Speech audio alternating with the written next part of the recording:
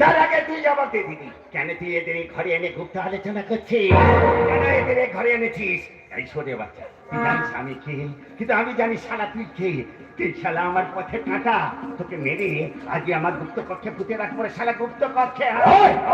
তার আগে পিস্তলের গুলিতে আমি তোর মাথার খুলিটা উড়িয়ে দেবো রে, তবেই তো এই বাড়িতে আমার শান্তির পতাকা উড়বে।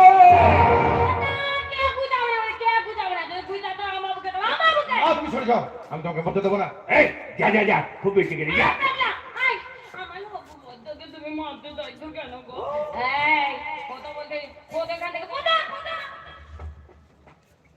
যাচ্ছি গো, যাচ্ছি, তবে আজ তুমি একে বাঁচিয়ে দিলেও এই শয়তানটা কিন্তু একদিন আমার হাতেই মরবে।